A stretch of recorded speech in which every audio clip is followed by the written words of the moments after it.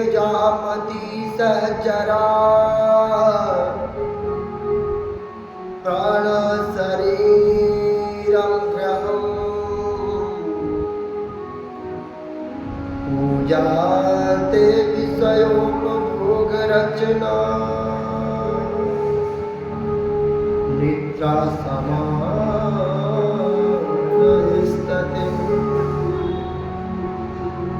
संचारा पदयो प्रदक्षिण विधि स्तोत्रा सर्वागिरो यद्दा कर्म करोमि तदखिलम् शम्भुतवा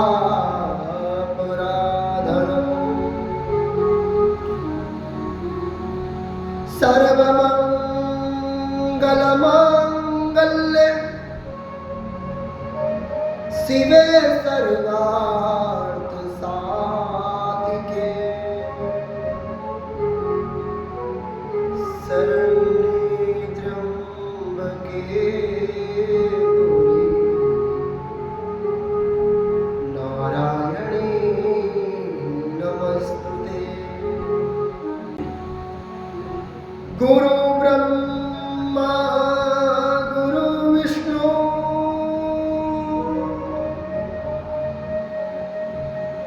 गुरुदेव महेश्वरा गुरु साक्षात् परम ब्रह्म तस्मै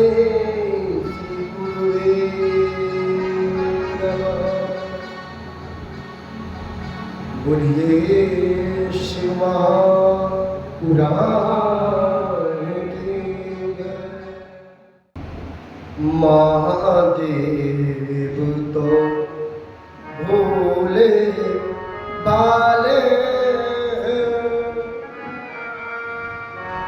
महादेव तो भोले बाले देवों के देव निराले महादेव तो भोले बाले देवों के देव निराले महादेव तो भोले बाले देवों के देव निराले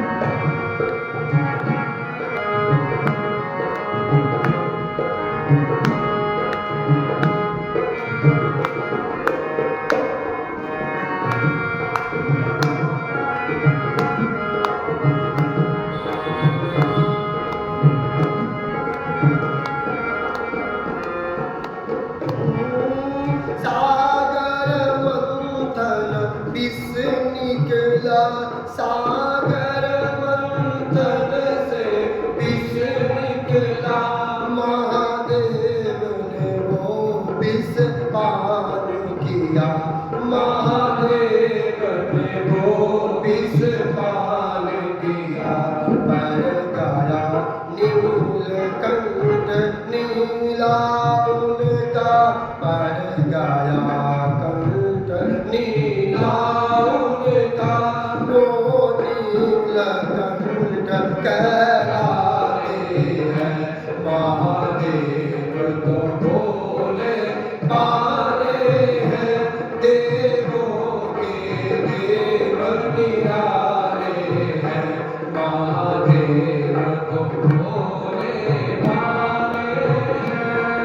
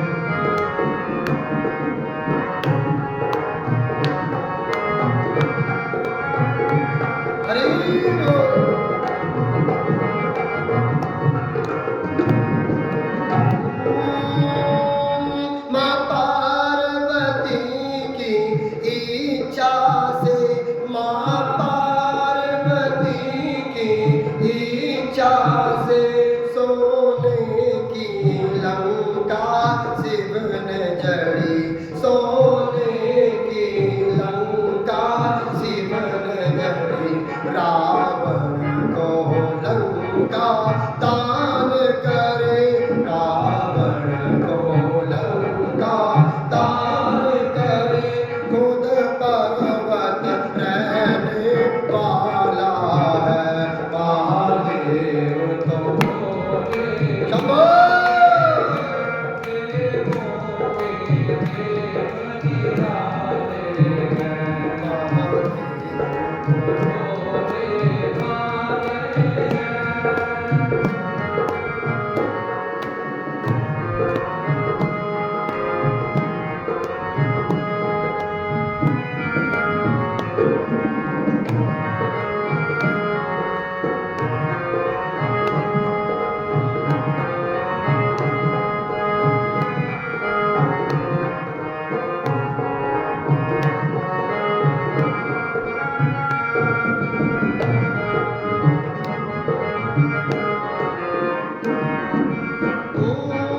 भस्मासुर ने शिव का ध्यान किया। किसने किया?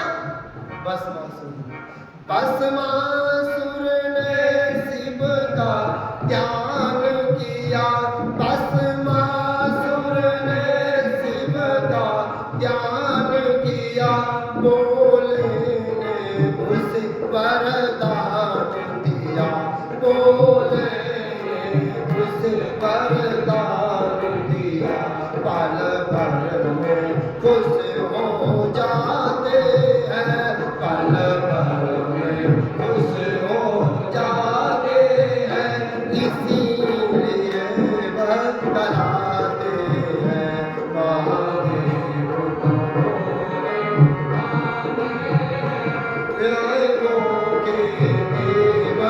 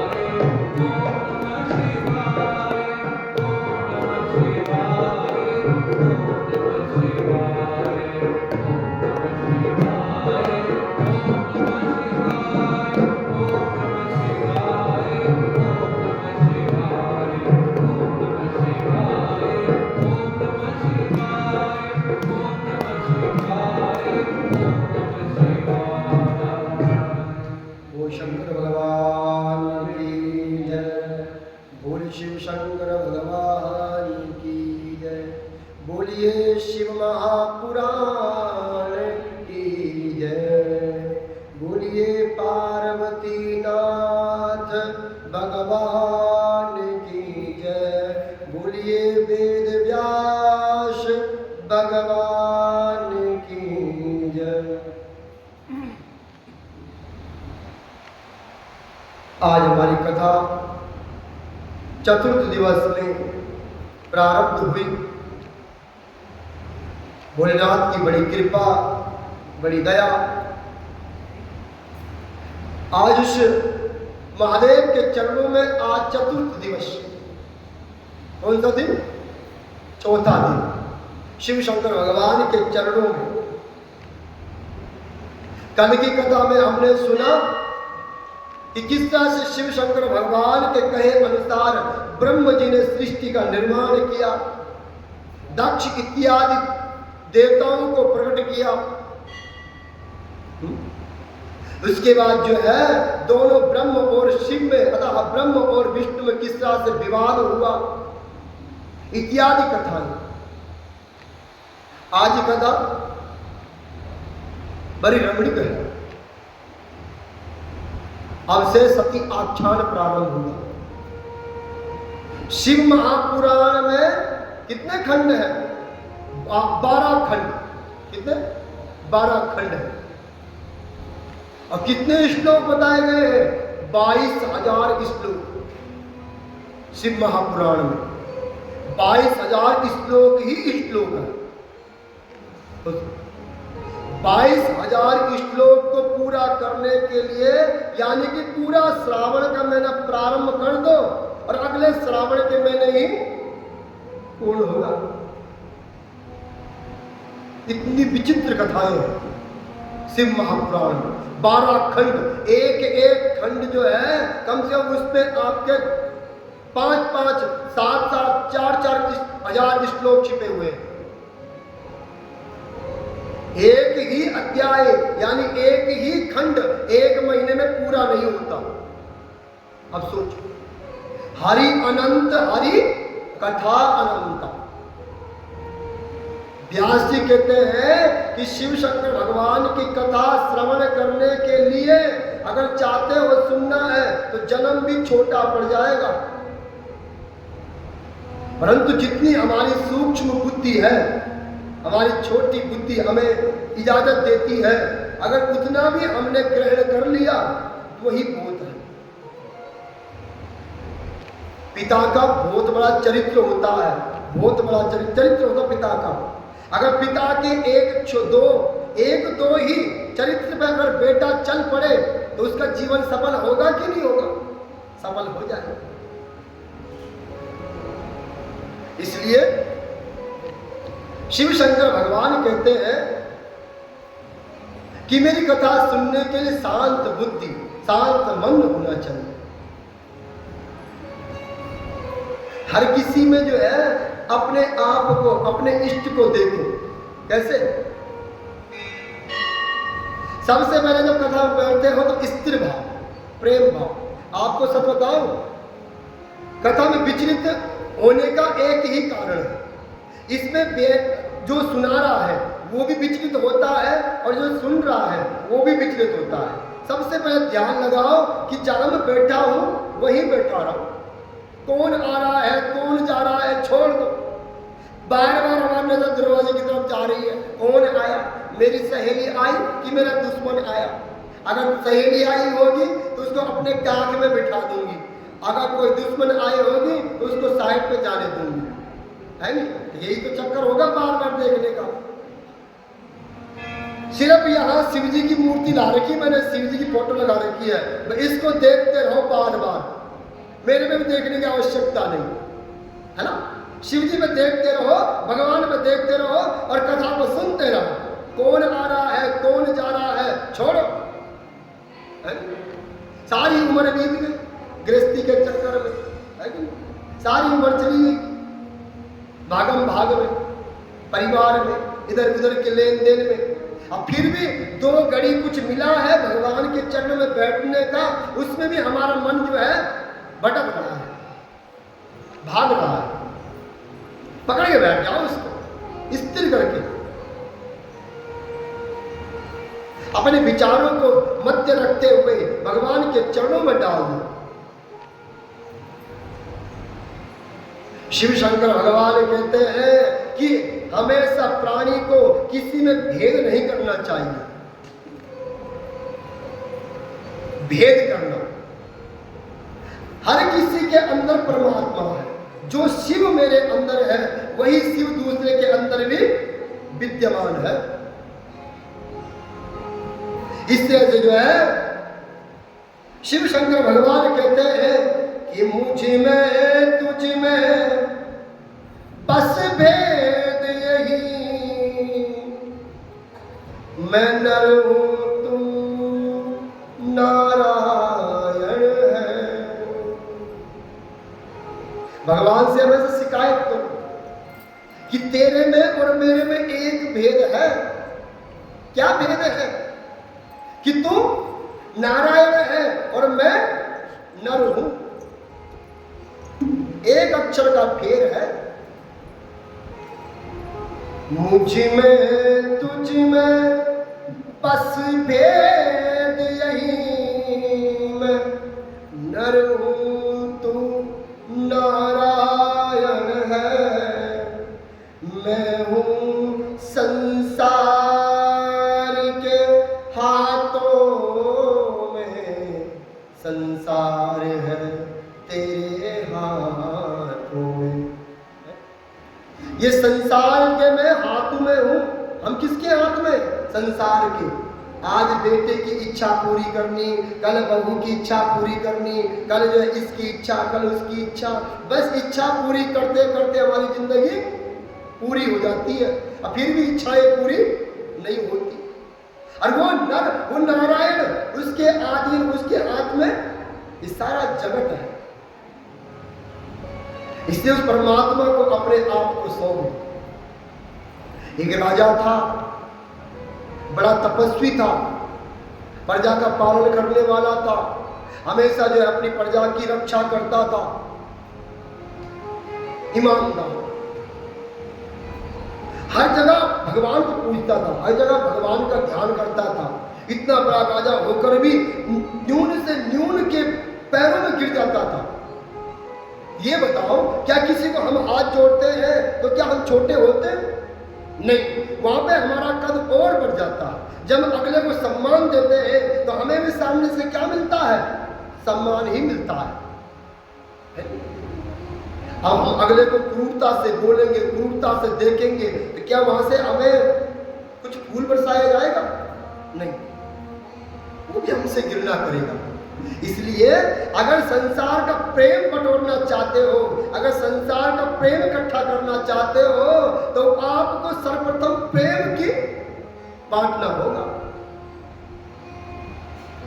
पहले प्रेम को बांटना होगा।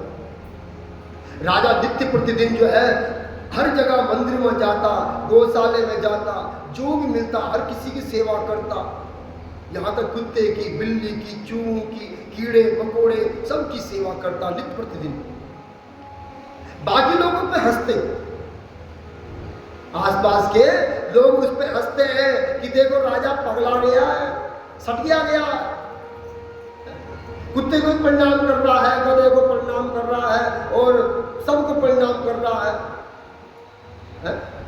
तो एक बार सबने मजाक में क्या किया कि एक गधे को लाए। क्या लाए? गधा। एक गधा लाया और उस गधे में जो है माला पहनाई और माला पहनाकर उस पर लंबा सा तिलक लगा दिया गधे पे। अब पहले बात चले गए राजा के पास और जानबूझ के उसे कान भर दिए कि राजन, भगवान का कोई भरोसा नहीं है, कहाँ मिल जाए, किस भेष में मिल जाए। अरे वो तो कभी कभी किसी और भेष में जाता है। अब मुझे लगता है कि परमात्मा तुम्हें मिलने वाला है। झूठ बोल दिया उससे राजा को, मजाक उड़ा रहे उसकी। भक्ति की हमेशा मजाक उड़ाई जाती है, याद रखना। जब जब तुम भक्त बनोगे तो सर्वप्रथम तुम्हारी मजाक उड़ाई जाएगी, है कि नहीं? जब तुम घर से चलोगे तो तुम्हारे आसपास के मजाक उड़ाएंगे, देखो ज्यादा धर्मात्मा बनी है?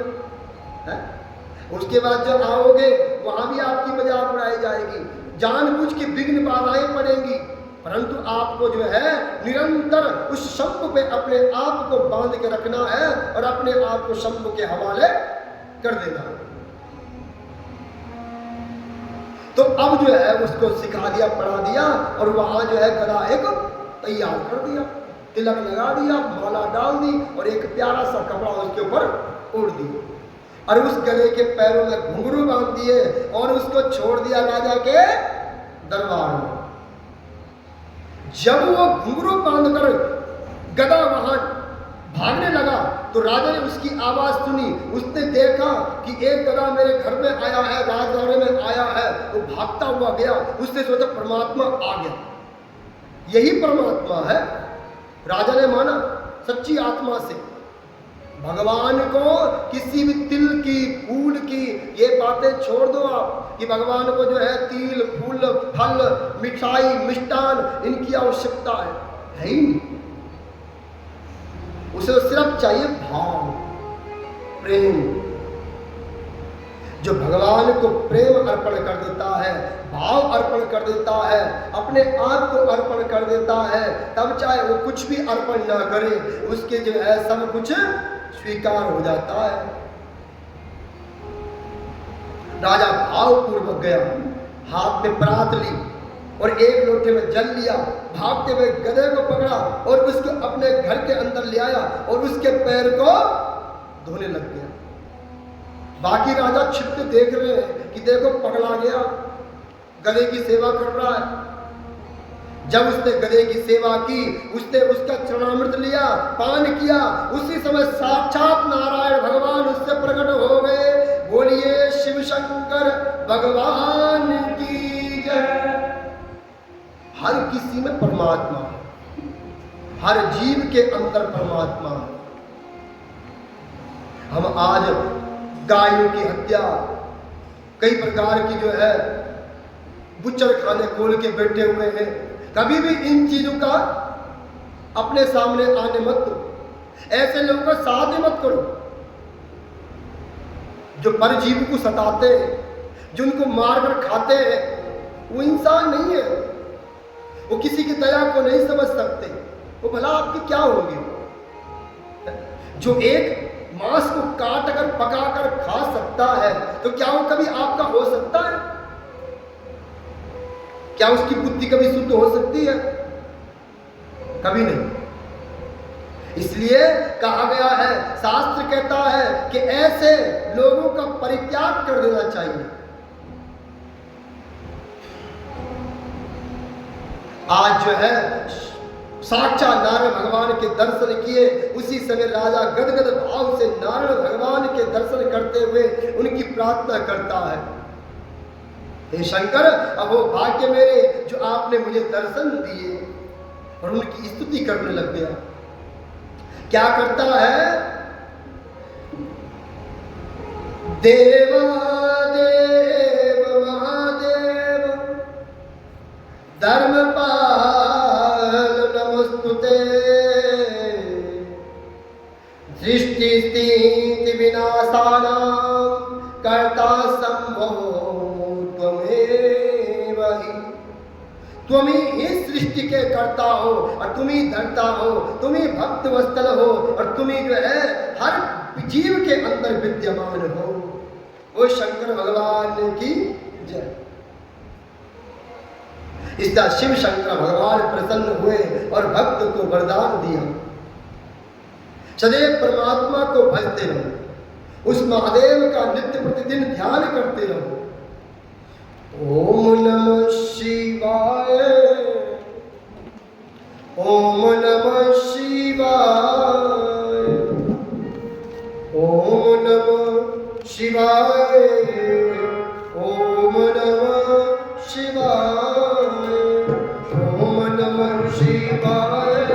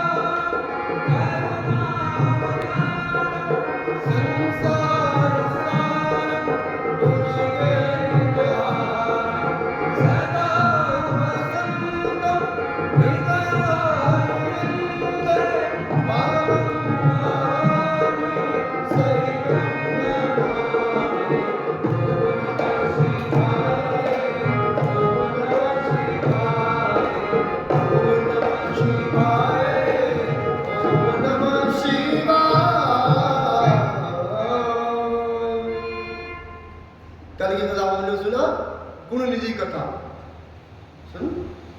गुण निधि जो अच्छा विद्वान था, पिता भी विद्याधर महाविद्वान था, परंतु संगति ने बिगाड़ दिया।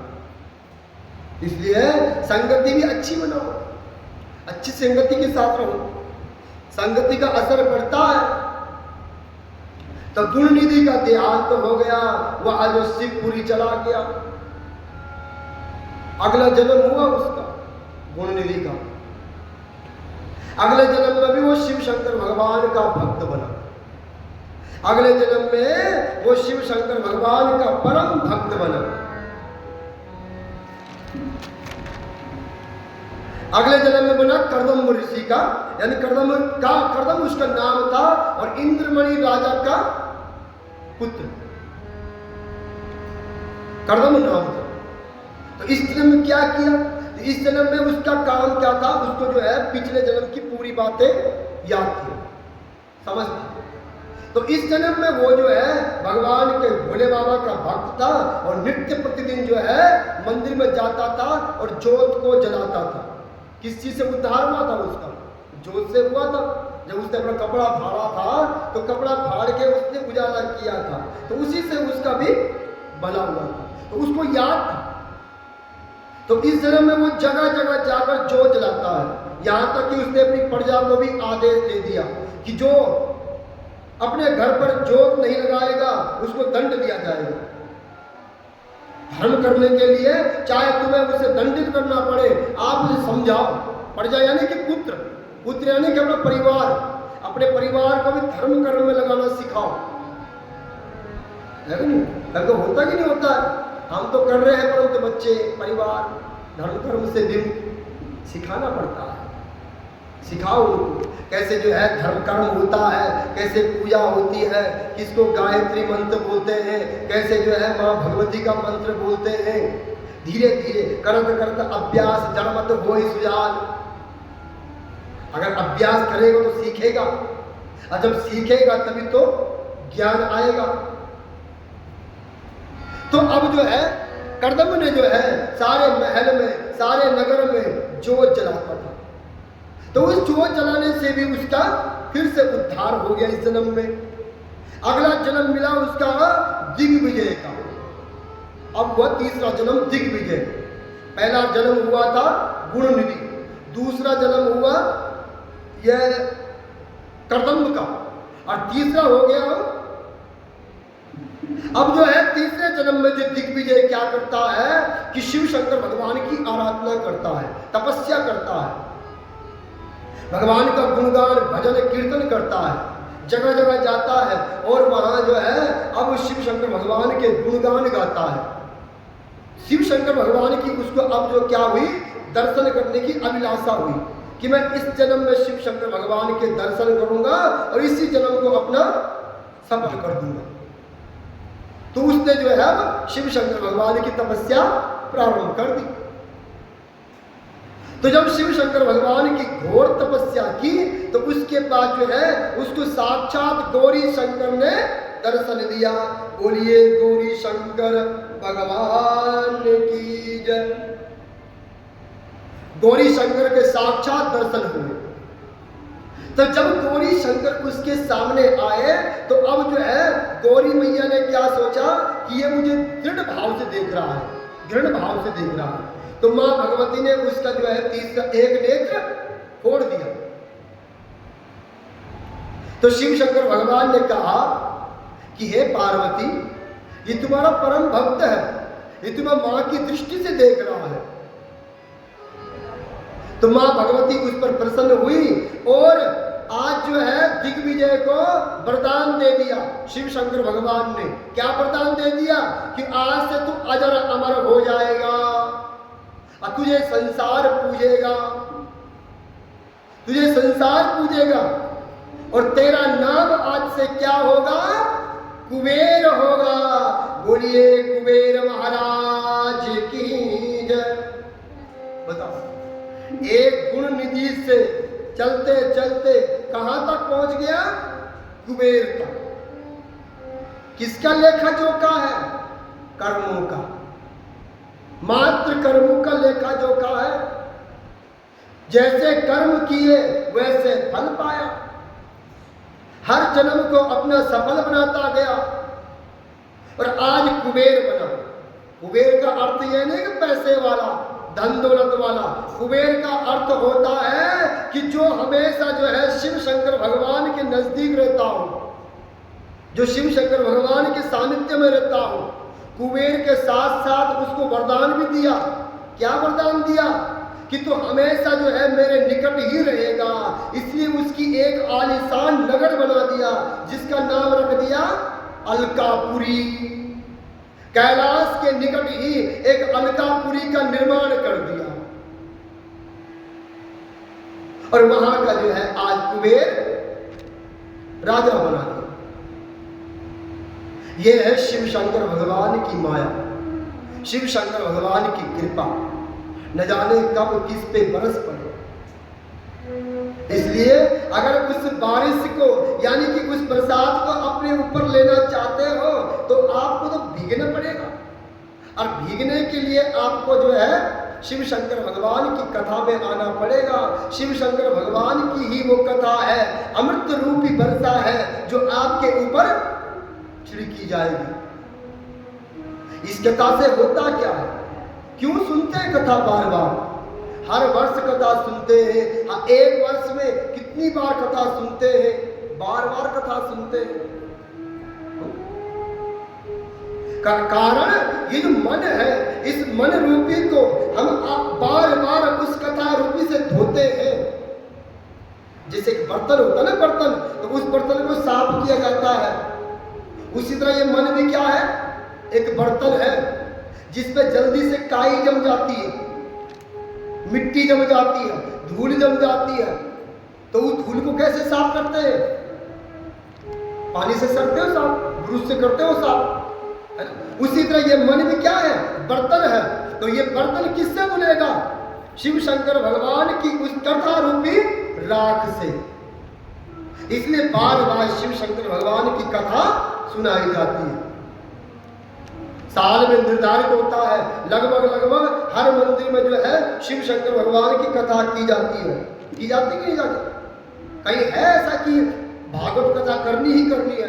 कहीं है ऐसा कि देवी भागवत पुराण करना ही करना है? नहीं है।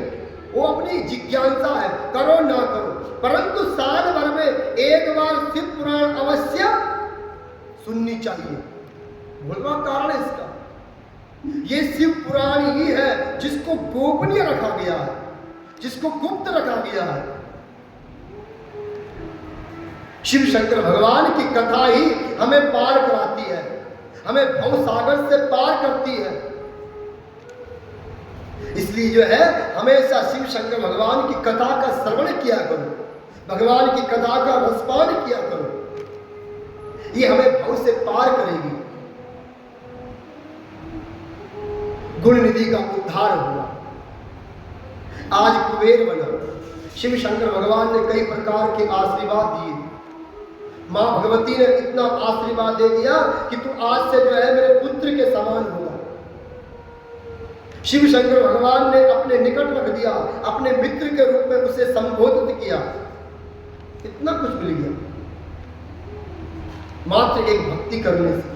कहीं भी ये नहीं हुआ, कहीं भी ये नहीं दिखाया गया कि उस गुण निधि ने सोना चढ़ाया, कि चांदी चढ़ाई, कि उसने जो है ऐसा खजाना चढ़ाया। कुछ नहीं चढ़ाया उसने। क्या चढ़ाया? मात्र भाव, प्रेम, लग्न, जैसे आप लोग कर रहे हो। यही भक्ति है जो समय पर पहुंच जाते हैं कथा में। भगवान का नाम, भजन, कीर्तन जो सुना जाए, जितना सुना जाए उतना बढ़िया। यही लग्न है जिसको जो है अपने कार्य का पूर्ण भान हो, वही कथा है। आज गुण निधि का उद्धार होता है, कुबेर बन जाता है। अब शिव शंकर भगवान के सामने उपस्थित कई प्रकार की कथाएं हैं, भंडार है कथाओं का। वेद व्यास जी कहते हैं कि अब मैं तुम्हें और कथा सुनाता हूं, ध्यान से सुनो। जब ब्रह्म देवता सृष्टि का निर्माण कर रहे थे तो उस समय उनके मन में विचार हुआ कि किसी भी इंसान के अंदर मद मोह नहीं, चेतना नहीं। वो चेतना कैसी आएगी?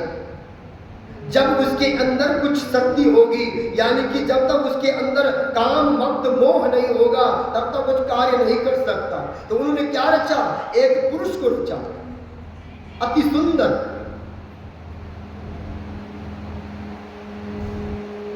इतना प्यारा सुंदर, जिसका नाम मदन था, जिसका नाम कामक्त रखा, और उसका नाम क्या रख दिया? कामदेव रख दिया। बोलिए कामदेव भगवान की जय। हम इंसान को चलाने के लिए, जैसे एक मोबाइल को चलाने के लिए बैटरी काम करती है ना, अगर उसके अंदर बैटरी नहीं है तो मोबाइल चाहे कितने भी लाखों रुपयों का क्यों नहीं है, वो खराब माना जाता है, वो किसी काम का नहीं है ना। उसी तरह इंसान चाहे कितना भी सुंदर क्यों नहीं है, चाहे कितना ही बढ़िया क्यों नहीं है, चाहे कितना भी जो है दिखने में, दर्शन में क्यों नहीं है, अगर उसके अंदर मद मोह नहीं है तो वो इंसान नहीं है। तो जो मद और मोह का हमारे अंदर संचार करता है वो कामदेव है। कामदेव के पास 5 बाण है। ब्रह्म जी ने 5 बाण जो है कामदेव को सौंप दिए कि तुम इसका प्रयोग किया कर। कितने बाण? 5। क्या नाम है उनका? एक का नाम है मोहिनी, एक का नाम है हर्षणा, तीसरा नाम रोचना, तो उसके बाद शोभना, उसके बाद भण। ये 5 प्रकार के बाण हैं जिनका अलग अलग मतलब है।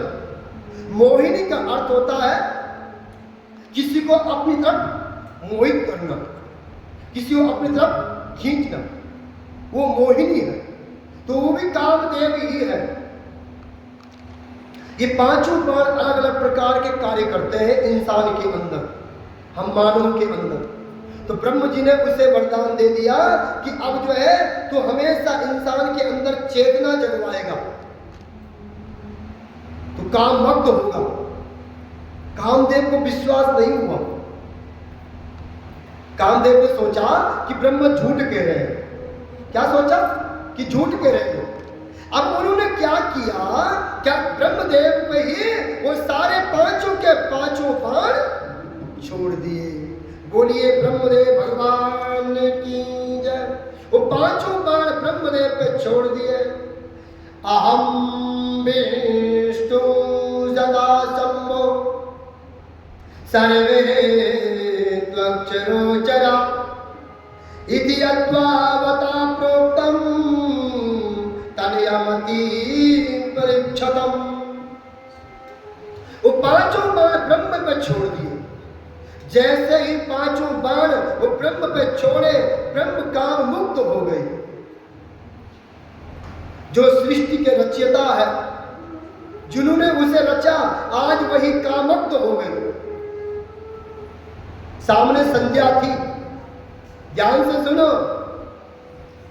अगर कथा में एक शब्द रह जाएगा, कभी आजमाना, जब कथा से हमारा मन भटकता है तो क्या होता है, वक्ता जो है आगे निकल जाता है, हमारे बीच की कथा रह जाती है, फिर हम सुन नहीं पाते, उसको पकड़ नहीं पाते, जिसके कारण हमारी कथा समझ में नहीं आती।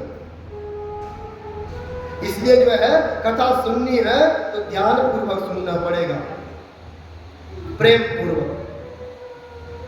अब जो क्या हुआ कि ब्रह्म जी ने जो है काममुक्त हो गए।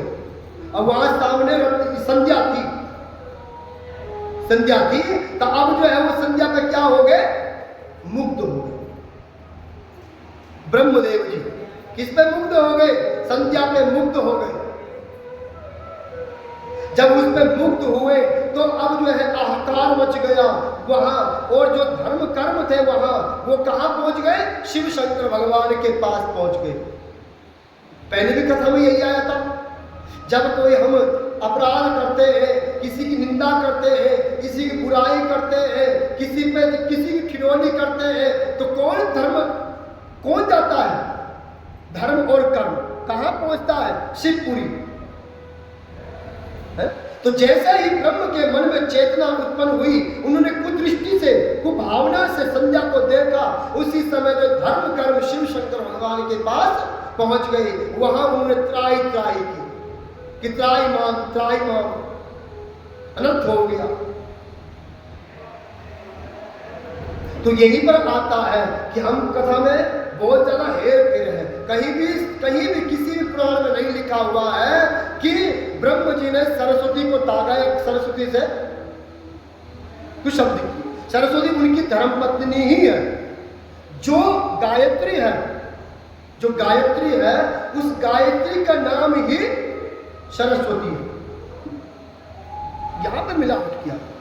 तो यहाँ पर कई बार जो है, जो पंथी लोग हैं वो हमें जो है घृण भाव से बोलते हैं कि तुम्हारे ब्रह्म ने तो अपनी पुत्री सरस्वती को भी नहीं छोड़ा। ऐसा नहीं है।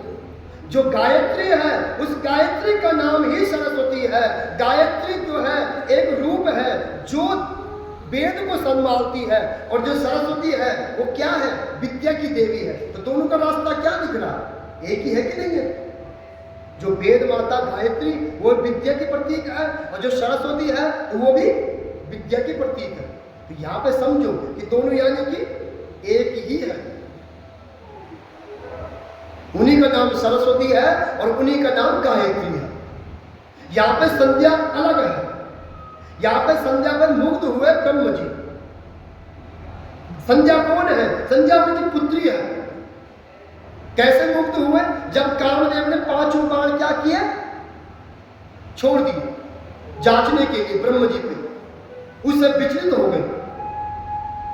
तो अब जो है ब्रह्म जी के पास जो है शिव शंकर भगवान तत्काल पहुंचे और उन्हें बड़ी जोर से ताड़ना करने लग गए। बोलिए शिव शंकर भगवान की जय।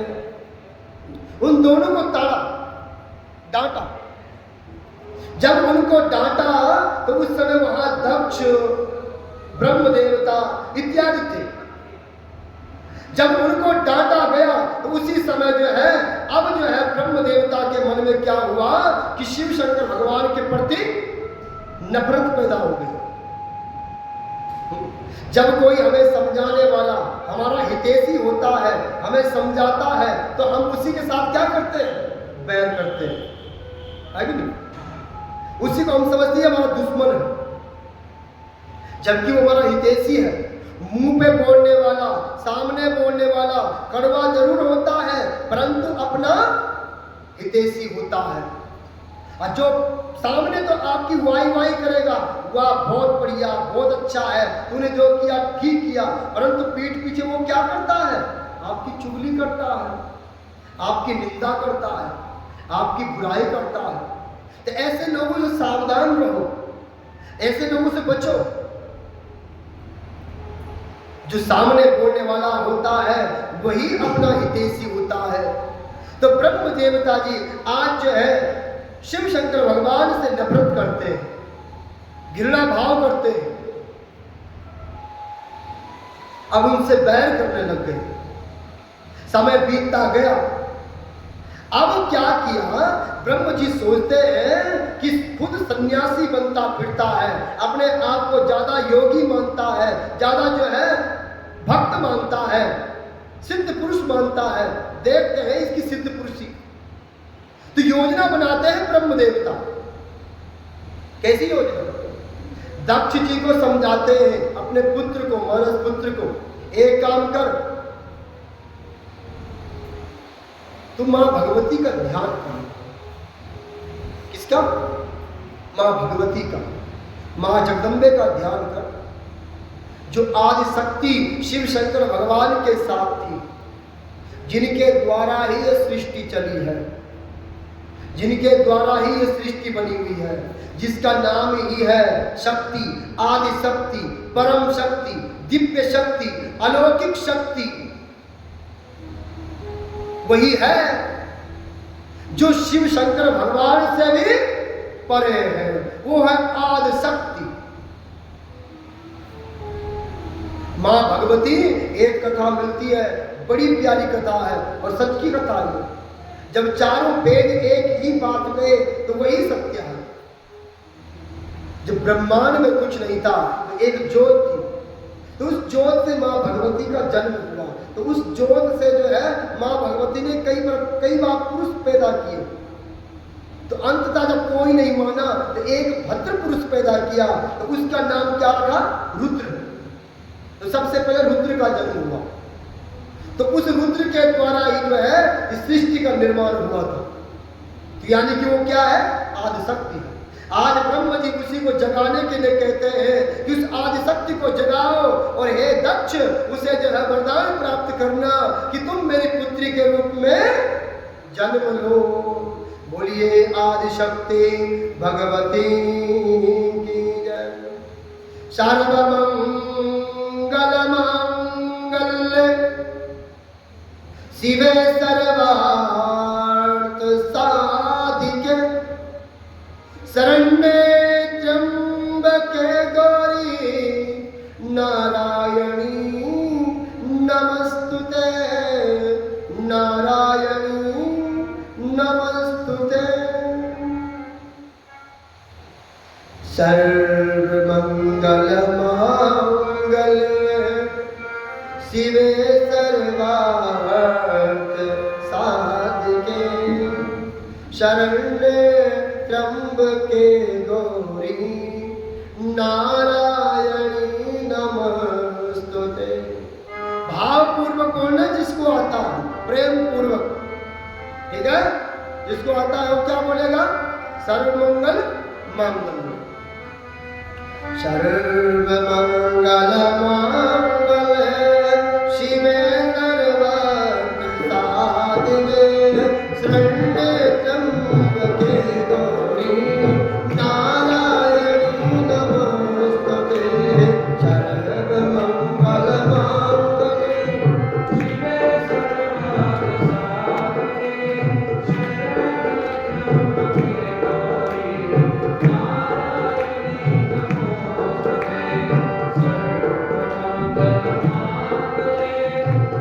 सर्वार्थ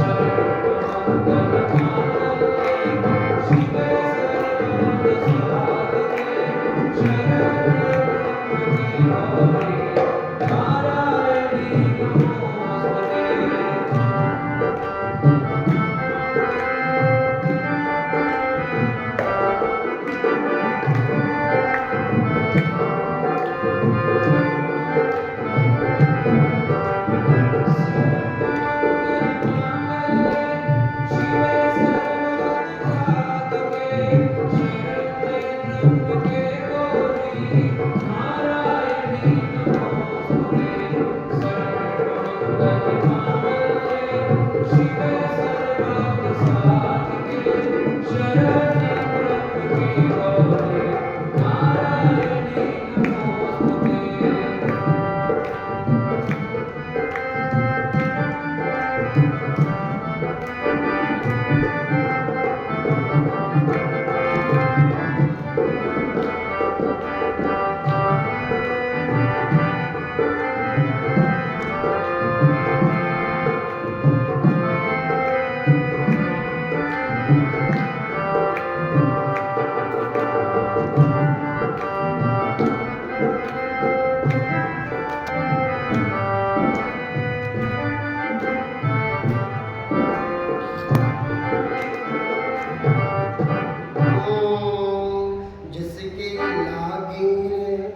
लगन भगवान में,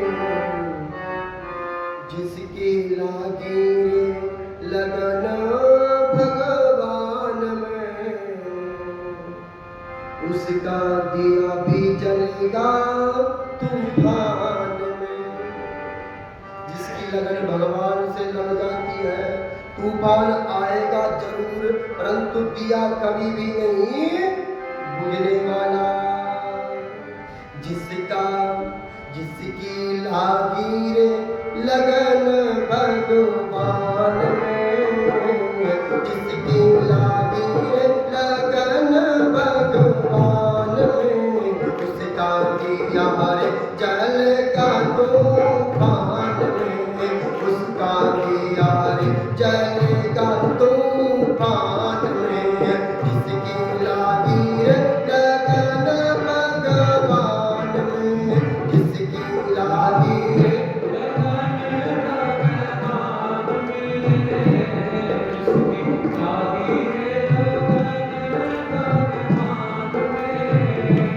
उसका दिया भी चलेगा तूफान में, जिसकी लागी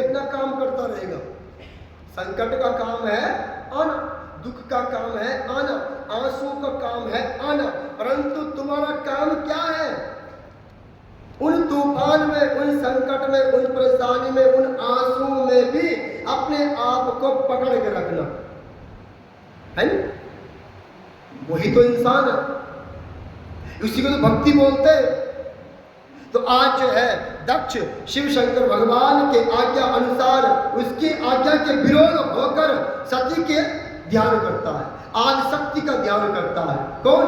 दक्ष।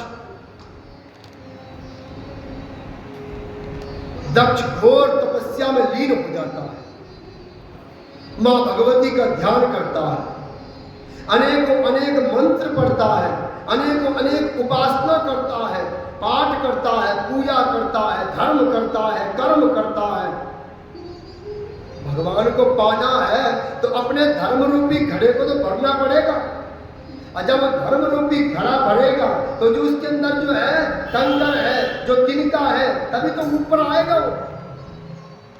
उसी तरह अगर भगवान की कृपा प्राप्त करना चाहते हो तो अपने धर्म रूपी घड़े को भरना होगा। दक्ष ने ऐसा ही किया, निरंतर मां भगवती का ध्यान किया, अनेक रूपों से मां भगवती को रिझाया, प्रार्थना करता है मां भगवती से, देवी प्रपन्ना तिहरे प्रसीदा, प्रसीद माता जगतोऽखिलस्य, प्रसीद विश्वेश्वर पाय विश्वम, त्वमेव स्वरी देवी चराचरस्य। हे देवी, तुम इस चराचर में निवास करती हो। देवी प्रपन्नाति हरे प्रसीदा, तुम प्रसिद्ध हो, तुम सिद्ध हो, तुम लौकिक हो, अलौकिक हो, जिनका ब्रह्मा विष्णु महेश भी जिनको शीश नवाते हैं, जिनकी आज्ञा के बिना ये भी अपना कार्य नहीं करते, मैं ऐसी देवी का प्रणाम करता हूं। हे जगदम्बे जागृति, आइए मां भगवती मुझ पर कृपा कीजिए। दक्ष ने घोर तपस्या की। एक बार जब दक्ष हिमालय पर्वत पर विराजमान मां भगवती का ध्यान कर रहा था, अनेकों उपाय कर रहा था, यज्ञ कर रहा था, अनुष्ठान कर रहा था, उसी क्षण मां भगवती एक दिव्य शक्ति में विद्यमान हुई और दक्ष के सामने प्रसिद्ध हो गई। बोलिए आदि शक्ति जगदम्बा मैया की जय। अलौकिक शक्ति मां दुर्गा भगवती दक्ष के सामने उपस्थित हुई। 4 भुजाएं, जिनको क्या बोलते हैं, अष्टभुजा धारी। 4 भुजा एक तरफ और 4 भुजा एक तरफ, अष्टभुजा, जिनकी 8 भुजाओं में अलग अलग प्रकार के अस्त्र शस्त्र विद्यमान हैं, जो शेर पे सवार है, जिनका रूप बड़ा सुंदर अलौकिक है, जिनकी साड़ी लाल लाल है, जिनका वस्त्र लाल है, जिनका चूड़ा लाल है, जिनका शेर भी लाल है।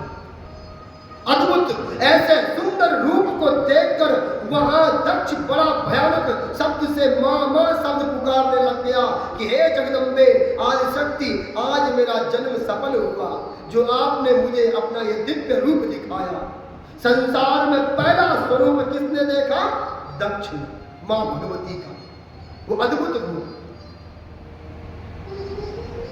उस अद्भुत रूप के सामने वो गिर पड़ा और प्रार्थना की कि हे जगदम्बे, हे आदि शक्ति, हे मां भगवती, मुझे वरदान दीजिए। मां भगवती ने कहा कि दक्ष, मैं तेरी तपस्या से बड़ी प्रसन्न हूं, तू जो मांगेगा आज तुझे निश्चित मिलेगा। दक्ष क्या मांगता है? हे मैया, मुझे कुछ नहीं चाहिए, बस आप मेरी हो जाओ। आप जो है सदैव के लिए मां भगवती मेरे घर में निवास करें और मेरे घर में आप पुत्री के रूप में जन्म ले। बोलिए दुर्गा मैया की जय। ऐसे मांगो, मांगना भी दक्ष से सीखो, है ना। हम क्या मांगते हैं दरबार में आके, हे मैया मेरा फलाना काम नहीं हुआ, पूरा कर दे, फलाना नहीं हुआ। मांगने से मिल तो जाता है। सखी कहती है, गोपियां कहती हैं कि जब एक बार जब कृष्ण भगवान जब द्वारिका जा रहे थे गोकुल को छोड़ के, तो अब जो है पूरे गांव में विलाप हो गया। इतना प्रेम था कृष्ण भगवान से, अथाह प्रेम, जाने के नाम से ही सारे गोकुलवासी त्राई त्राई करने लगे कि हम कृष्ण के बिना कैसे रहेंगे। हर घर में दिखता है वो, ऐसा कोई घर नहीं जिसके घर में कृष्ण न दिखता हो। ऐसा लगता है कि कृष्ण मेरे साथ ही था, हर किसी को ऐसा लगता है। तो आज कृष्ण जा रहा है तो सारे रोने लग गए कि नहीं नहीं नहीं, ये नहीं जाना चाहिए। परंतु जो उसकी सखियां हैं, यानी कि जो गोपियां हैं, वो कृष्ण को नहीं रोकती, जबकि कृष्ण को रोकती तो कृष्ण रुक जाता, नहीं रोकती। तो उनसे गांव वाले कहते हैं कि रोकते क्यों नहीं? रोकते तो हो पर रोकते नहीं, इससे तो रोक लो। उनका नहीं, हम भगवान के सामने याचिका नहीं कर सकते। कितना मधुर भाव, ऐसा भाव होना चाहिए। हम भगवान के सामने याचिका रखें और कहें कि प्रभु ये कार्य सिद्ध कर दे। न जाने प्रभु कौन से कार्य के लिए जा रहे होंगे और हम उनके कार्य में अवरोध कर दे, हमें अच्छा नहीं लगता। इसलिए जो ठाकुर की इच्छा होगी वही करने दो। इसलिए वो कहती है कि प्रेम मांगने से मिल तो जाएगा, परंतु जो प्रेम है वो खंडित हो जाएगा। मांगने से मिल तो जाता है परंतु प्रेम नहीं रहता। इसलिए भगवान से कभी मांगो मत, वो सब जानता है कि तुम्हें क्या चाहिए, तुम्हें किस चीज की आवश्यकता है। जैसे माँ एक पुत्र के बारे में जानती है कि मेरा बेटे को कब दूध पिलाना है ना, कब इसको भूख लगती है, सब जानती कि नहीं जानती। उसी तरह से परमात्मा भी है दिगंबर, वो बच्चा यूं ही टाए टाए टाए टाए किए जा रहा है, सारी उम्र बीत गई उसकी टाए टाए करते करते। बच्चा बार बार रोता रहता है तो क्या माँ बार बार दूध पिलाती है? नहीं पिलाती, कभी भी चुप कराती है, कब डांटती भी है, चुप अभी तो पिया है ना। तो वही भगवान का भी है, भगवान को पता है कि कब तुम्हें देना है कब नहीं देना है, इसलिए उस भगवान को बार बार शर्मिंदा मत किया करो, अपने आप देगा। जो दे रहा ठीक है, जितना दिया ठीक है, जो मिला ठीक है, हमेशा धन्यवाद, हमेशा भगवान का प्रार्थना किया करो कि तूने जो दिया, जिस रजा में रखा, उसके लिए बार बार धन्यवाद। बोलिए शंकर भगवान की जय। दक्ष ने क्या मांगा? माता को मांगा, मां तू मेरी कन्या के रूप में जन्म ले ले, मेरे लिए वही बहुत है। मां भगवती ने कहा वरदान तो दे दूंगी, तथास्तु कह दूंगी, पर दक्ष मेरी एक शर्त है, ध्यान से सुनना सब। मां की क्या शर्त है जानते? कौन कौन जानता है क्या शर्त रखी ली? कौन जानता है? दक्ष के सामने मां भगवती ने क्या शर्त रखी? क्या शर्त रखी है भैया? बहुत बढ़िया।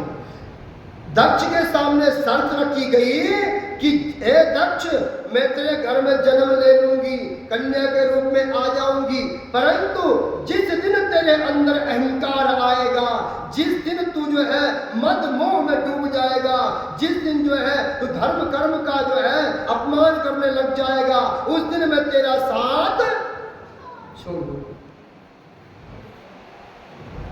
भगवान वहां नहीं टिकता जहां चुगली हो, वहां भगवान नहीं टिकता जहां निंदा हो, भगवान वहां नहीं टिकता जहां अपमान किया जाता हो, भगवान वहां नहीं टिकता जहां जो है बुराइयां की जाती हो, जहां धर्म कर्म का जो है अपमान किया जाता हो, संतों का अपमान किया जाता हो, जहां पूजा अनुष्ठान व्रत धर्म कर्म नहीं होता हो, वहां भगवान नहीं टिकता।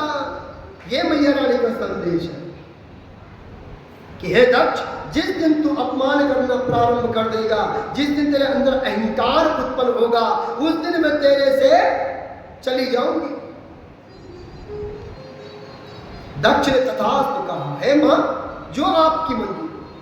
मां भगवती ने उसे वरदान दिया कि दक्ष, मैं तेरे यहां जन्म अवश्य लूंगी, पुत्री के रूप में आऊंगी। समय बीतता गया, दक्ष के यहाँ 60 कन्याएं हुई, उनका विवाह कर दिया। उसके आखिरकार में अब जो है माता रानी का इंतजार करने लग गए, सभी नगरवासी इंतजार करने लग गए कि अब जो है माँ भगवती जन्म लेगी। सारी बसंत ऋतुएं छा गई, हर जगह हरियाली हरियाली उगने लग गई। जो पेड़ कभी फूल फल नहीं देते थे, उनमें भी फूल फल आना प्रारंभ हो गया। हर जगह महक ही महक थी, हर जगह खुशियां ही खुशियां थी। माँ भगवती की आने का इंतजार हो रहा है, माँ भगवती आएगी, माँ जगदम्बा सबको दर्शन देगी। दक्ष भी बड़ा प्रसन्न था माँ भगवती के आने की खुशी में कि माँ भगवती जो है अब हमारे घर में कन्या के रूप में आएगी और हमें दर्शन देगी। बोलिए दुर्गा मैया की जय।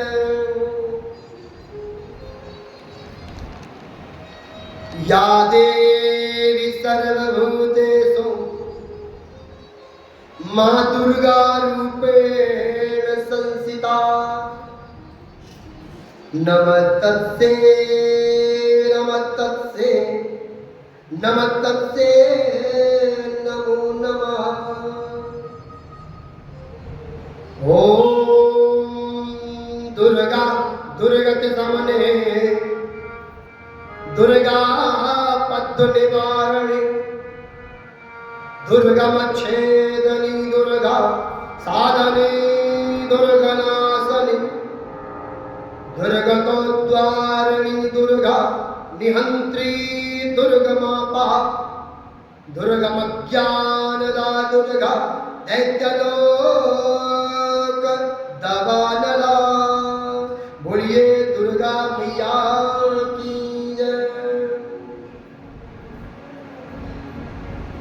माँ भगवती, माँ जगदम्बा अपने विराट स्वरूप को त्याग कर, अपने उस विराट स्वरूप को त्याग कर सौम्य स्वरूप को बनाती है। और दक्ष के यहाँ जो है उसकी पत्नी के स्वरूप में यानी सिर्फ प्रकट, भगवान कभी जन्म नहीं लेते।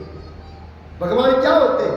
भय प्रगट कृपाला दीन दयाला, भय प्रगट कृपाला दीन दयाला, कौसल्या हितकारी, कौसल्या हितकारी। भगवान जो है क्या होते हैं? प्रकट होते हैं, जन्म नहीं लेते। और जब भी होते हैं तो प्रकट होते हैं। ये गर्भ जो 27,000 नरकों के समान माना गया है, गर्भ 27,000 नरकों के समान गर्भ को माना गया है। तो भगवान क्या उस नरक में जा सकता है? नहीं। भगवान तो एक सूक्ष्म मात्र बिंदु है, जो एक बिंदु बनकर जो है उस प्राणी के हृदय में, चेतना में विद्यमान हो जाता है।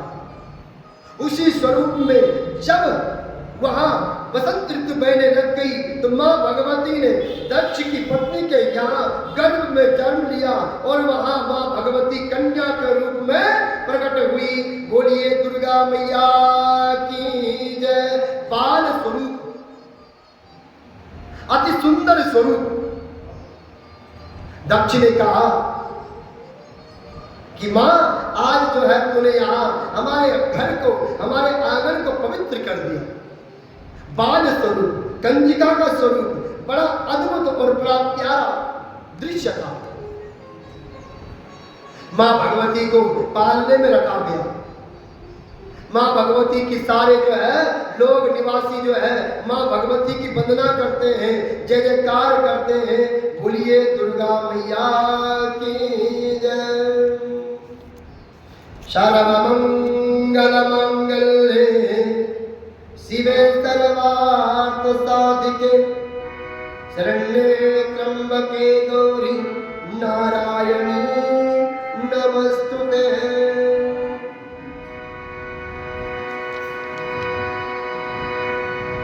तेरा सजा दिया दरबार,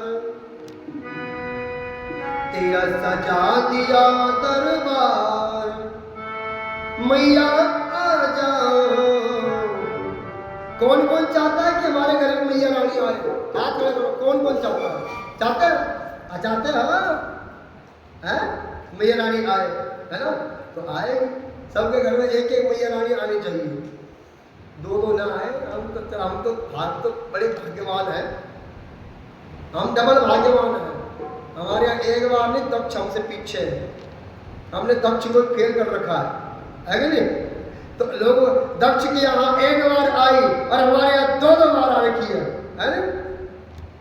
मैया रानी, है ना? तो वही है, सच्ची बात है। ये कहते हैं कि पुत्री जो है, पुत्र जो होता है अपने भाग्य लेके आता है। मैंने पहले सुना था, कभी ये सुना था मैंने कि जो पुत्र आता है अपने भाग्य लेके आता है, और जो पुत्री आती है वो अपनों का भाग्य लेके आती है। ये सच्ची बात है। अब लगता है कि सच्ची बात है? ये सच्ची बात है। जिसके घर में कन्या जन्म लेती है, ऐसा नहीं कि कन्याओं के लिए क्या होगा, कैसे होगा, कहां से लाऊं, नहीं। उन कन्याओं के भाग से हम भी खा रहे हैं, है? नहीं तो इतनी इंद्र पंडित जी की मजाल क्या थी कि इतनी संगत को कथा सुनाता, उन्हीं को तो भाग्य है? देवी मंदिर का पुजारी बनना वो भी उन्हीं का भाग्य है। क्यों? है कि नहीं? तो इसलिए जो है जो कन्याएं होती है वो अपना भाग्य नहीं अपनों का भाग्य लेके आती है। मैंने वास्तव में देखा है परिणाम। तो इसलिए जो है आज साक्षात जो है दक्ष उन कन्याओं के आने में जो खुशियां मना रहा है। बेटा हमेशा जो है बिगड़ा हो सकता है। और ये बात मैंने सुनी थी एक चीज कि कन्याएं कैसी होती हैं। बेटा होता है तो जब पिता थक के घर जाता है ना, पिता जब घर थक के जाता है तो बेटा कभी नहीं पूछता, कभी नहीं पूछता। परंतु बेटियां हमेशा अपने पिता की फिक्र करती है। लाडली होती है, उनको मानती है ना। तो आज जो है जब भी कभी अजमाना, कभी बीमार का नाटक करना, किस किस के घर में लड़का और लड़की है? दोनों किसके घर में है? लड़का भी हो और लड़की भी हो, है ना। कभी अजमाना अपने घर को, अपने बच्चों में, दोनों को बोलना कि मैं बीमार हो गई। क्या बोलना? बीमार हो गई। दोनों के एक ही शब्द बोलना, देखना कैसा रिएक्ट होता है। लड़के में और लड़की में कुछ अलग ही रिएक्ट होगा, है ना। लड़की जो है परेशान हो जाएगी, बेचैन हो जाएगी, परंतु लड़का जो है बेचैन तो होगा परंतु उतना नहीं होगा, है ना। कुछ हद तक लड़कियां आगे चली जाएंगी।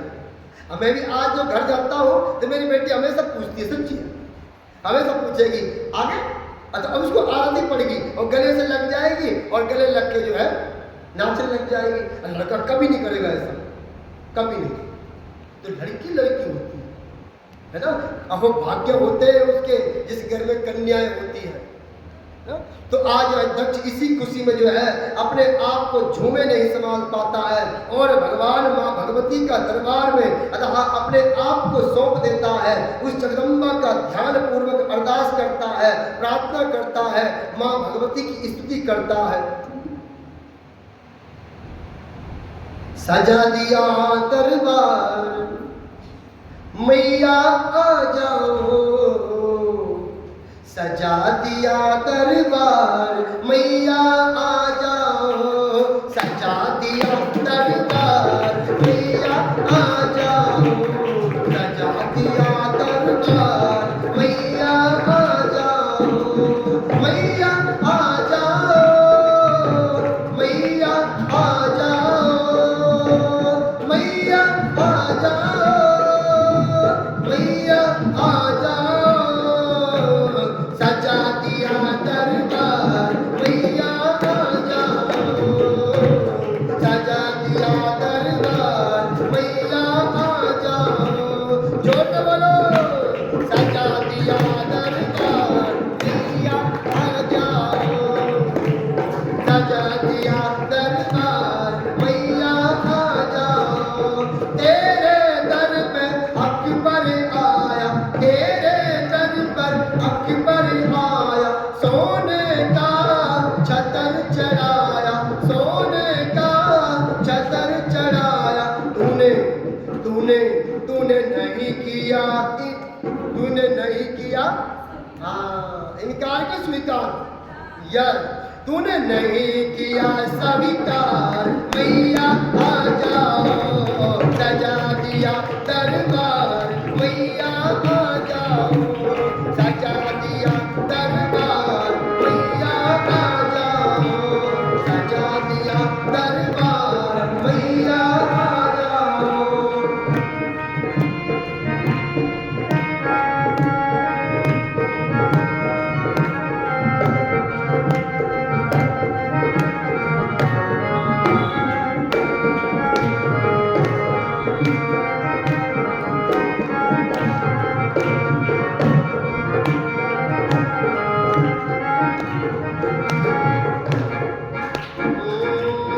तेरे दर पर ध्यानु आया, तेरे दर पर ध्यानु आया, उसने काट के शीश चढ़ाया, उसने काट के शीश चढ़ाया, शीश चढ़ाया, शीश चढ़ाया, शीश चढ़ाया, शीश चढ़ाया।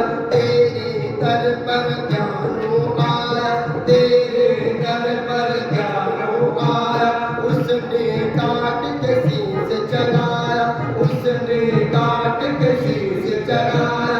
तूने माँ तूने किया स्वीकार मैया आ जाओ, तूने किया स्वीकार मैया आ जाओ, सजा दिया दरबार मैया आ जाओ, सजा दिया दरबार मैया आ जाओ।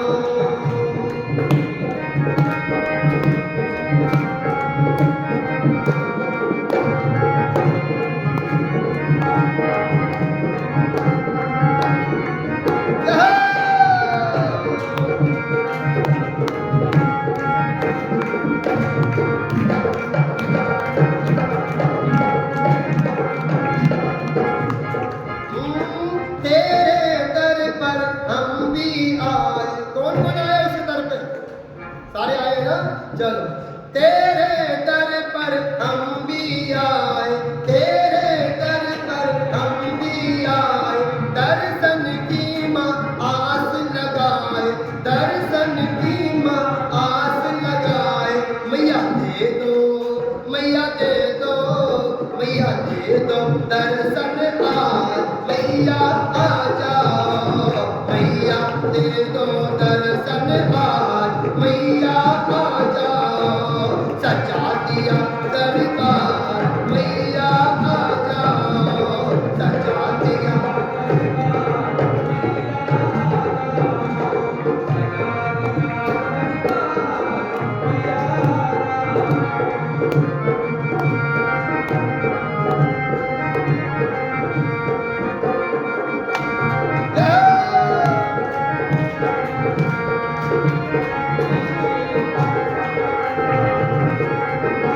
जय मैया, आ जाओ मेरी माँ।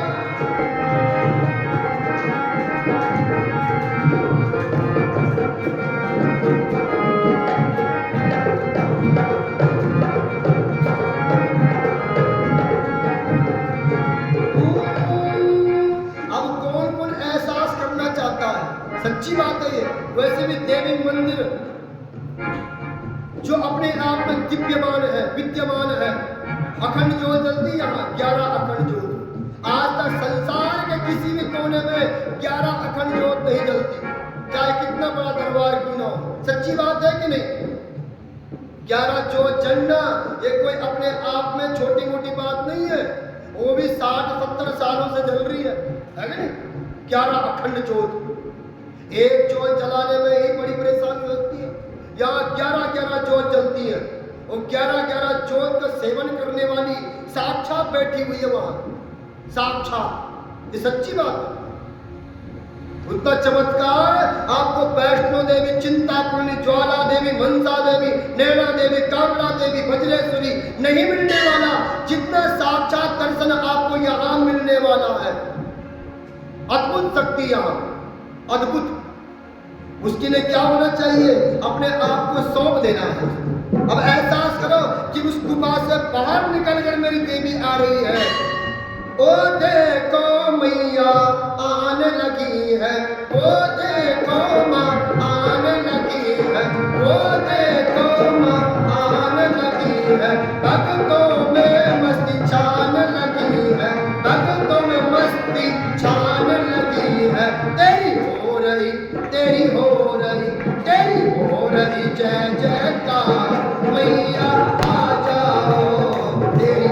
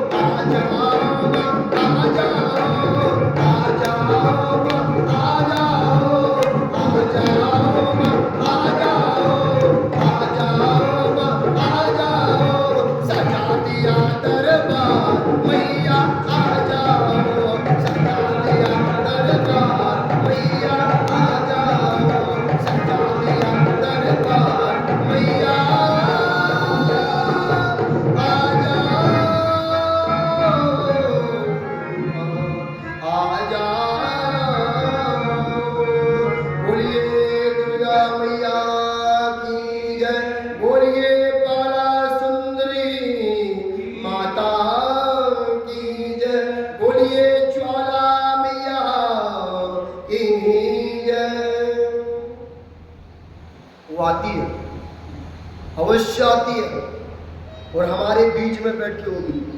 पता नहीं किसके काख में बैठी होगी, तो बैठी जरूर होगी, उसके लिए क्या चाहिए? दिव्य नेत्र। महाभारत का युद्ध हुआ, महाभारत के युद्ध को कोई नहीं देख पाया, कोई नहीं।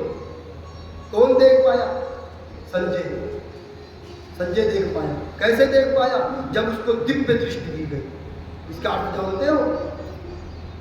उस परमात्मा की गीता को, उस परमात्मा के वाक्य को, उस परमात्मा के भजन को, उस भगवान की कथा को वही सुन सकता है जिस पे उसकी कृपा होती है, अन्यथा किसी पर नहीं कर सकता। उसने जाने कितने होंगे, है नहीं? परंतु उनमें से गिन चुन कर आपको बुलाया, तो अहो भाग्य मानो, ये भी भाग्य है ना? तो इसलिए जो है ध्यान पूर्वक उस परमात्मा की कथा सुनते रहो और नित्य प्रति ऐसे ही बोला करो, हे मैया आजा, हमेशा उसको बुलाओ, आजा। जैसे एक छोटा बच्चा अपनी माँ को बुलाता है ना कि आजा माँ, आजा आजा, वैसे बच्चा बन जाओ उसके सामने, उसको मांगो, उससे हक है तुम्हारा मांगने का, है? अगर पुत्र अगर माँ से नहीं मांगेगा तो और कहां से मांगेगा, है ना? उससे बेहिचक करके मांगो। जो 50 जगह मांगना 50 जगह से बढ़िया है अपनी माँ के सामने अपने आप को मांगो, माँ भगवती मेरी ये परेशानी है, अब तू निवारण कर। देखो कैसे नहीं होता, आत्मा से बोलो, एहसास करके बोलो, देती है वो। कल बैठे हो, कौन कौन बैठा है इस दरबार में अकेले में 5 घड़ी 10 घड़ी, आधा मिनट 1 मिनट, कभी कोई बैठा? बैठा करो। मंदिर आते हो एक बार अपने आप को छोड़ दो और बैठ जाओ उसके सामने और बातें करो उससे। निश्चित है वो बात करती है, अजमाना, वो बात करती है। वो लालायित होती है कि कोई मेरे से बात करे, पर हम बात करना चाहते ही नहीं, हमारे पास समय ही नहीं उसकी बात करने की। इधर उधर की बातें कर देंगे, परंतु अपनी मैया रानी के साथ जो मुख्य बातें हैं वो हम करते ही नहीं। बैठो उसके साथ, वो सुनती है, वो सबकी सुनती है। माँ भगवती जगदम्बा आज दक्ष जो है बड़ी खुशियां मनाता है और माँ भगवती के आने की खुशी में सारे नगर को सजा देता है, सारे नगर को सजाता है। नगरवासी सभी माँ भगवती के जो है पालने को झुलाते हैं और माँ भगवती के दर्शन करके अपने आप को कृतार्थ करते हैं।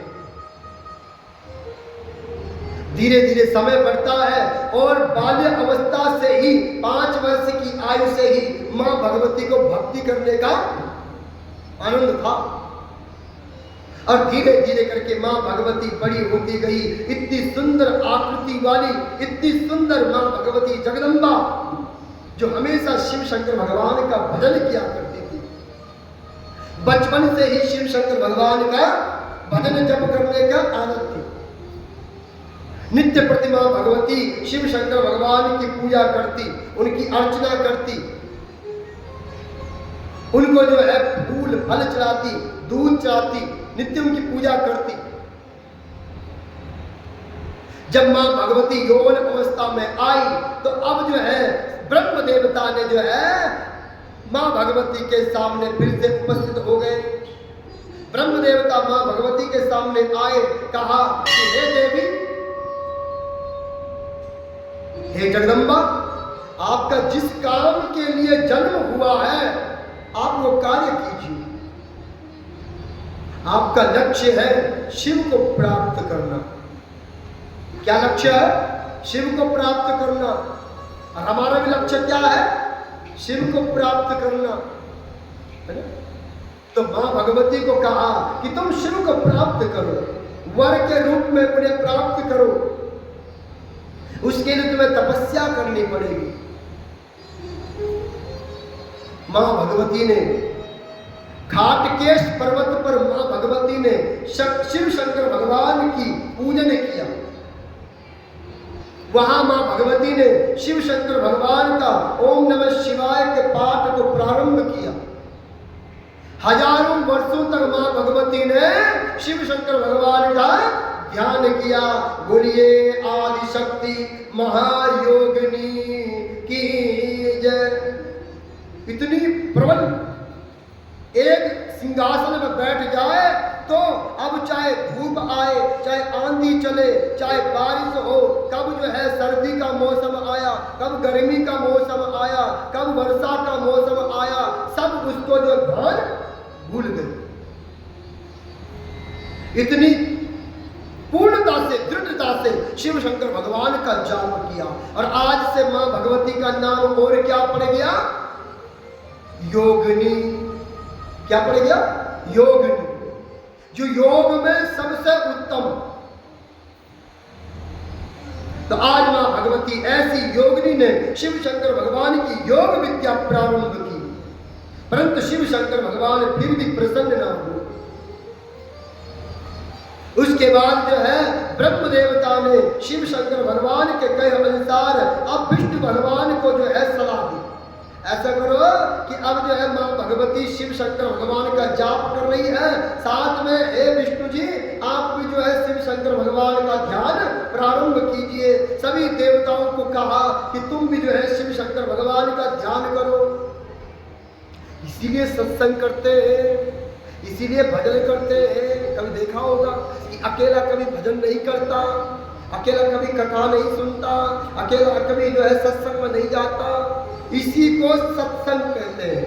यहीं से सत्संग की शुरुआत हुई थी, ब्रह्म जी से, यहीं से शुरुआत हुई। वहां मां भगवती ने शिव शंकर भगवान का जाप प्रारंभ किया, वहां देवताओं ने शिव शंकर भगवान की स्तुति प्रारंभ कर दी, विष्णु भगवान ने भी स्तुति प्रदान कर दी। अब क्या बन गया? पूरा सत्संग बन गया। इसी तरह इतने आप बैठे हुए हो, अगर आप सब एक भाव से उस दिगंबर को याद करोगे, उस शिव शंकर भगवान को याद करोगे, तत्काल उसका फल मिलेगा। कैसे? हम मान लो कि यहाँ पे 50 बैठे हुए, मान लो यहाँ पे 40 बैठे हुए, तो 40 के 40 अगर ओम नमः शिवाय का पाठ करते हैं तो एक क्षण में कितना आ रहा है? 40। कितना आ रहा है? 40। तो वो 40 सब में डिवाइड होगा और कितना मिलेगा? 40। समझ रहे? यानी कि एक क्षण में आपने कितना जाप कर लिया? 40 का। इसीलिए सत्संग बुलाते हैं। सत्संग से ये होता है कि जो हम एक बार ओम नमः शिवाय बोलते हैं तो सत्संग से अगर वो 40 बैठे हुए हैं तो ओम नमः शिवाय बोलते हैं तो 40 माना जाता है। और 40 को 40 में गुणा कर दो तो कितना हो गया? है ना? तो इसलिए जो है जब सत्संग में बैठते हो, कथा में बैठते हो, तो उस परमात्मा की तरफ बार बार ध्यान रखो। इसीलिए कथा बार बार कहते हैं कि आप ध्यान पूर्वक सुनो, ध्यान पूर्वक सुनो, ताकि जब आपका ध्यान केंद्रित रहेगा तो आपके मन में अपने इष्ट का नाम गुणगान चलता रहेगा, आपकी पकड़ बनी रहेगी। और वो शंभु जो चाहता भी नहीं कि आना नहीं, वो खींचा हुआ वैसे भी आना पड़ेगा। मंत्राधीनम च देवता, वो किसके अधीन है? मंत्रों के अधीन है, उसको आना पड़ता है। तो अब जो है सभी ने शिव शंकर भगवान का जाप प्रारंभ कर दिया। ओम कंठे यस्य विराजते गर्लंब गंगा जलमस्तके भावांगे गिरिराजतनया जय श्री भवानी सती नंदी स्कंद गणराज सहितम श्री विश्वनाथ प्रभो काशी मंदिर संस्थितम अखिल गुरु देयम सदा मंगला, देयम सदा मंगला। जय शशि शेखर जय डमरूधर, जय शशि शेखर जय डमरूधर, जय जय प्रेमाकार हरे, जय शशि शेखर जय डमरूधर।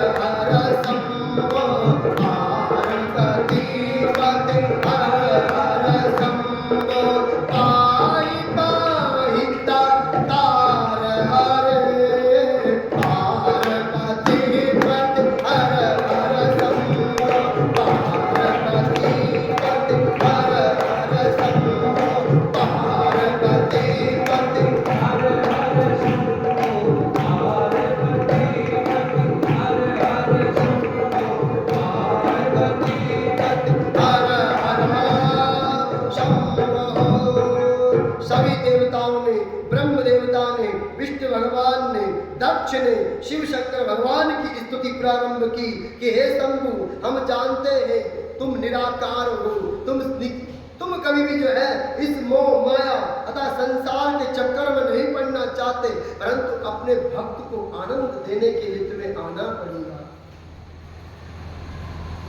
तुम्हें आना पड़ेगा, अपने भक्तों के उद्धार के लिए तुम्हें आना पड़ेगा। जय शशि शेखर जय डमरूधर, हम जानते हैं तू शशि शेखर है, तू डमरू बजाने वाला भी है, तू नाव को धारण करने वाला भी है, तू बागंबर को ओढ़ने वाला भी है। हम जानते हैं शंभु, आजा प्रभु हमें दर्शन दे। शिव शंकर भगवान संसार की चक्कर में नहीं पड़ते, परंतु भक्त के लिए आधीन है वो। पिता नहीं चाहता कि मैं जो है हार्ड में काम करूं, मैं भागम भाग करूं, मैं इधर उधर जाऊं, परंतु करना पड़ेगा उसे उन पुत्रों के लिए, उन बच्चों के लिए, उन परिवार के लिए। उसी तरह शंभु है जो हमको अपना परिवार समझता है, अपना बच्चा समझता है, और हम बच्चों के लिए, हम परिवार के लिए, अपने बच्चों के लिए वो शंभु जो है अपने एक रूप को निर्धारित करता है। और सदा शिव शंकर भगवान आज देवताओं के सामने प्रकट होते हैं। बोलिए शिव शंकर भगवान की जय। उनके सामने प्रकट हुए, सभी ने शिव शंकर भगवान को प्रणाम किया। आज सबको भगवान शिव के दर्शन हुए, इतना सुंदर दर्शन आज ही पता चला। कैसे है शिव जी? कौन जानता शिव जी कैसा है? हमें बताया गया कि वो जो बागंबर ओढ़ते हैं, भस्म लगाने वाले हैं, परंतु जो उनका सबसे प्यारा मंत्र है और जो हर जगह बोला जाता है वो क्या है? कर्पूर गौरम करुणावतारम, कपूर की तरह गोरे। कैसे है शिव जी? कपूर की तरह गोरे हैं, बड़े सुंदर है। कर्पूर गौरम करुणावतारम संसार सारम भुजगेंद्रहारम, जो कपूर की तरह सुंदर है और जो करुणा निधान है, जो सौम्य स्वरूप है, जो शांत स्वभाव के है और जो भक्तों के हितकारी है, ऐसे हैं मेरे शंभु। जैसे कपूर गौर के शिव शंकर भगवान के भक्तों ने दर्शन किए और उनके चरणों में अपने आप को सौंप दिया। कहा कि हे भक्तों, तुम्हें क्या चाहिए? किस कारण से तुम्हें मुझे बुलाया? कहो, जो तुम्हारी इच्छा है वो पूर्ण की जाएगी। सभी कहते हैं देव, ब्रह्मा, विष्णु, दक्ष कि प्रभु हमारी एक लालसा है। हाटकेश पर्वत पर जो है मां भगवती जगदम्बा सती घोर तपस्या कर रही है, कृपया करके आप उन्हें दर्शन दीजिए और जो उनकी लालसा है, जो उनकी इच्छा है, उसे आप अवश्य ही पूर्ण कीजिए। बोलिए शिव शंकर भगवान की जय। शिव शंकर भगवान ने तथास्तु कहा। अब वहां गौरी अतः सती माता जो शिव शंकर भगवान को पाने के लिए तपस्या कर रही है, अब शिव शंकर भगवान जो है मां सती के उस योग विद्या को देखकर बड़ा अचंभ हुए और मां भगवती के सामने प्रकट हो गए। बोलिए शिव शंकर भगवान की जय।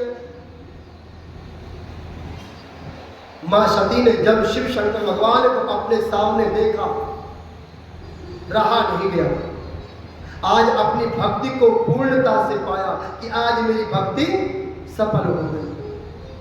जब भक्ति की थी शुरू, तो बीच में जो है कई प्रकार की आंधी भी चली, आया था ना कथन में, आंधी भी चली, तूफान भी चला, गंगा की बही होगी, जलधारा भी बही होगी, पत्थर भी टूटा होगा, पहाड़ भी टूटा होगा, परंतु डगमग नहीं हुई अपनी भक्ति से। और जब आज डगमग नहीं हुई तो अपनी भक्ति आज क्या हो गई?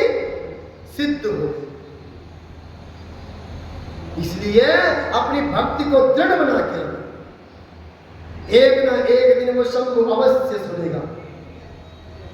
माँ भगवती ने जैसे ही शंभु को, सदाशिव को अपने सामने देखा तो उनके पास पहुंची। लज्जा भाव से मुस्कुराते हुए माँ भगवती ने शिव शंकर भगवान को निहारा। ये जोड़ी तो अजर अमर है। बस हम भक्तों को सुख करने के लिए, हम भक्तों को आनंद करने के लिए वो लीला करते हैं। वो तो अजर अमर है। जिस समय माँ भगवती और शिव प्रकट हुए उस समय इकट्ठे प्रकट हुए, यानी इकट्ठे ही हैं। परंतु हम जैसे मूर्खों को ज्ञान देने के लिए वो लीला रचते हैं। ये लीलाएं हैं प्रभु। अगर ऐसी लीला ही न करते तो हम कथा किसको कहते? अगर सब कुछ सामान्य होता, लीला कुछ न करते, कृष्ण भगवान जन्म न लेते, राम जन्म न लेते, शिव ये लीला न रचते, तो कथा किसको बोलते? कथा ही ना होती तो सत्संग कहां से होता, प्रवचन कहां से होते, वो भजन कीर्तन कहां से होता? तो ये सब लीलाएं हैं प्रभु की। तो मां सती ने जैसे शिव शंकर भगवान को अपने सामने देखा, मुस्कुराते हुए सर्विले भाव से शिव शंकर भगवान को प्रणाम किया।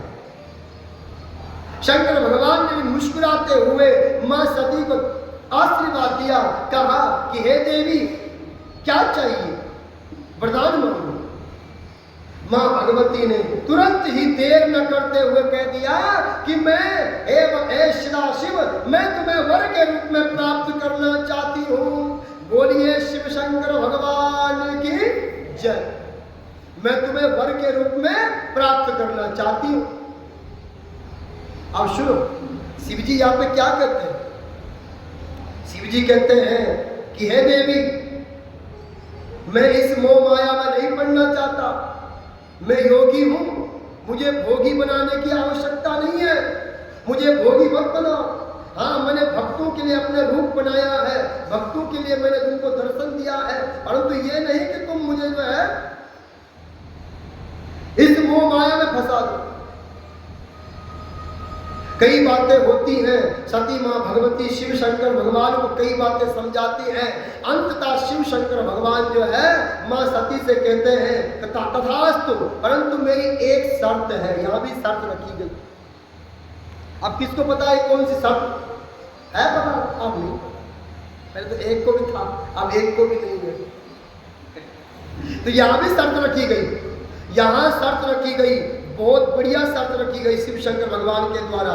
शिव शंकर भगवान शर्त रखते हैं कि हे देवी, हे भद्रे, मैं अवश्य ही तुम्हें पत्नी के रूप में प्राप्त करूंगा।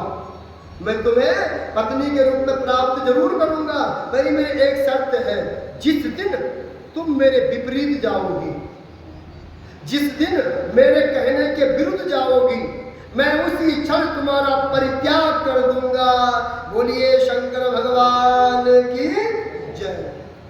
जिस पति पत्नी में एकता की भावना नहीं होती, जिस पति पत्नी में प्रेम की भाव नहीं होते, वो पति पत्नी कहलाते ही नहीं। पति पत्नी एक ऐसा जोड़ा है जो संसार के समस्त सुख को प्राप्त कर सकता है। ऐसा है पति पत्नी का जोड़ा।